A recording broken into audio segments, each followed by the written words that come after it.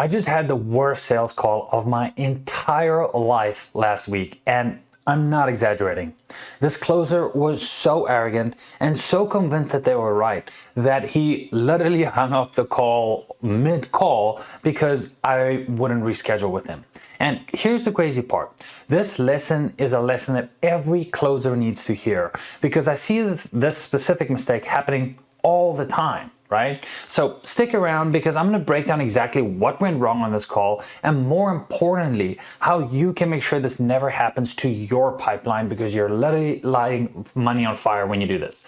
So let me provide you with a little context. First of all, I'm a student of sales, right? It's literally what I do.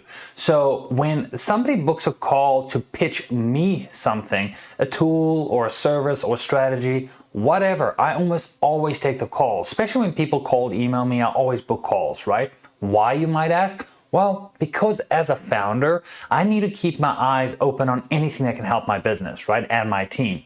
But it's not just about evaluating tools. I genuinely love learning how people pitch, right? I love seeing different sales approaches, different frameworks, and different techniques, right?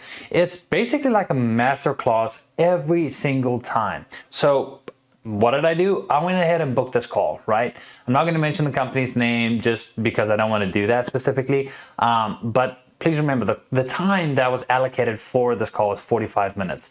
So it should have been great, right? No, that's not how it works. So let me give you a little bit more context. The call starts and this closer is already a couple of minutes late. Not a huge deal, right? We've all been there. But then, before he even dives into his pitch, I basically stopped him at the beginning of the call and just told him, hey, I need to be upfront. I got another call in 25 minutes. So if you can condense your pitch, that would be really helpful, right? Now, think about this for a second. The call was booked for 45 minutes, but I'm going to give him a 25-minute window. That should be more than enough to do some discovery, understand my pain points, and potentially set a follow-up call if needed. But instead of rolling with it, instead of adapting, this closer got super defensive, right? And generally you see this in founder-led sales, because sometimes they just don't need to close or they don't need to deal with bullshit. But a closer specifically getting defensive is the worst thing that you can do. Well, the worst thing that anybody can do, right? Because you're killing the sale right there and then if you get defensive, right?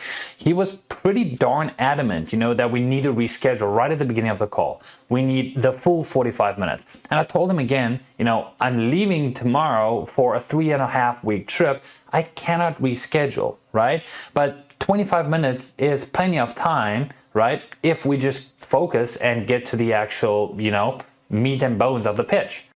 And you know what he did specifically? He said, and I'm not making this shit up. Basically said, if you want to reschedule, I'm not taking the call, right? And then he hung up specifically. He literally ended the call because he couldn't adapt his pitch to the time slot that I had available. So there's a couple of different lessons that we can learn from this. And the first lesson that I've learned was that, and every closer watching this needs to hear this, right?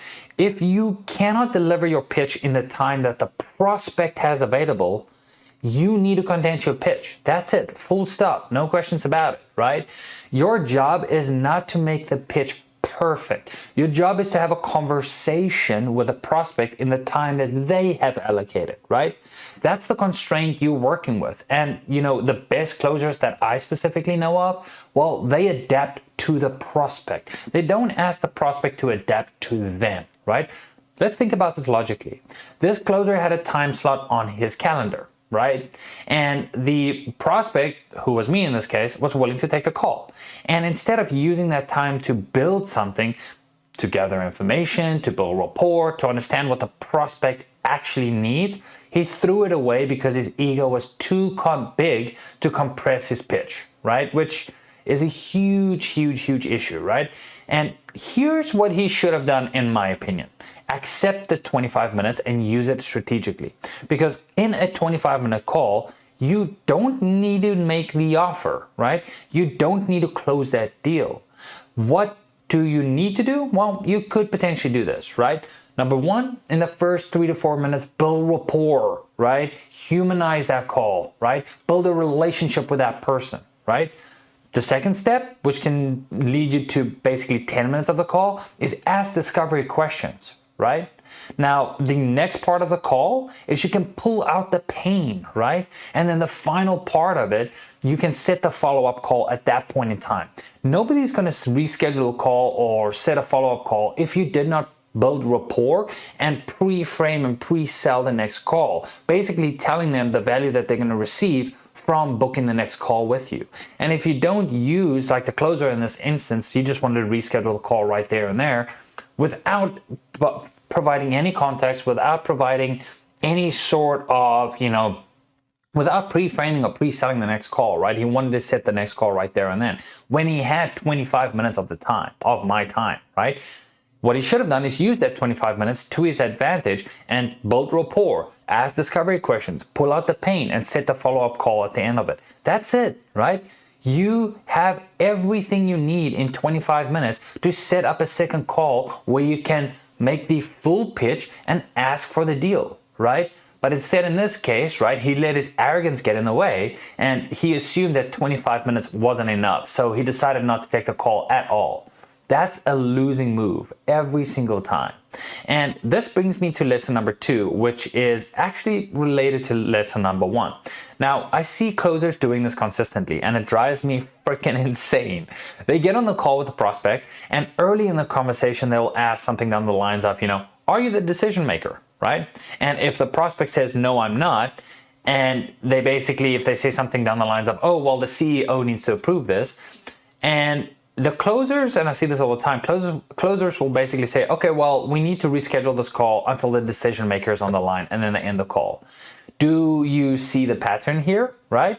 And the pattern here specifically is there's an obstacle, so I'm going to end the call instead of working through it.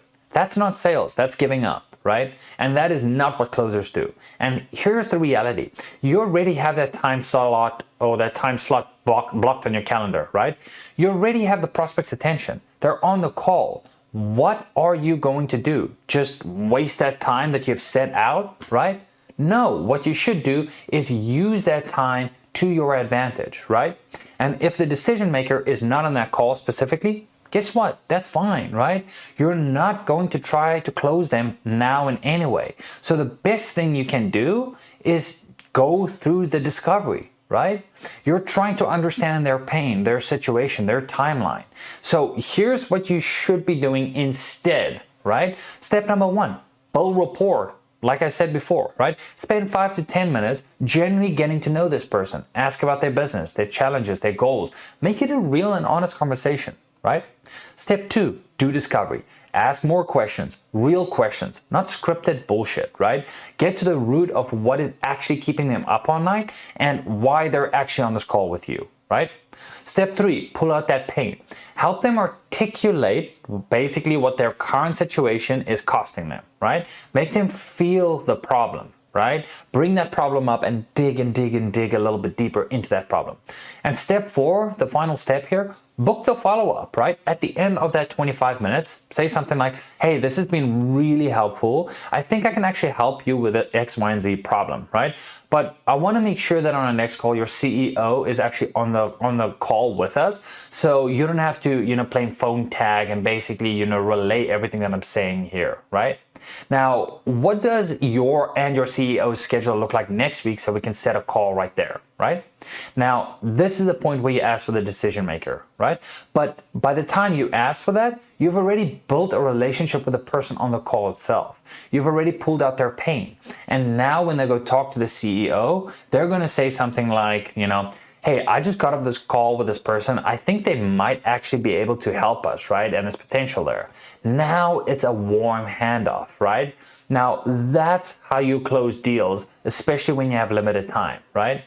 But what this closer did was the complete opposite. He made it clear that he didn't give a shit about rapport building, right? He didn't care about understanding the prospect. All he cared about was following his script and getting the decision maker on the call, right? And getting the time allocated that he wanted instead of what the prospect wanted, right? And I felt that, right?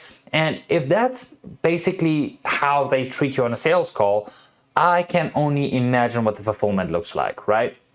Okay, so Here's what I want you to do if you ever find yourself in a similar situation. And trust me, you probably will, right? And here's the, let's call it the 25-minute call framework, right? Now, when a prospect says they only have a little bit of time, right? Here's your game plan. First, build that rapport. Don't jump into the pitch. Ask them about themselves. Ask them about their business. Make it personal. Show that you actually give a shit and care about them as a person, and make it sure that they know that they're just not a commission check, right?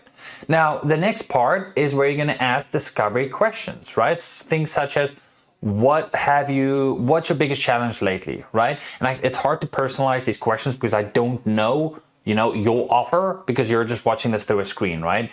And if you want, comment down below what your offer is specifically, and I can make videos on that, right? You can ask questions such as, how's your team handling X, Y, and Z currently, right? And what would it look like if this problem was solved, right? Get specific, get detailed, right? The goal is to make them feel like they are understood, right? And you understand them.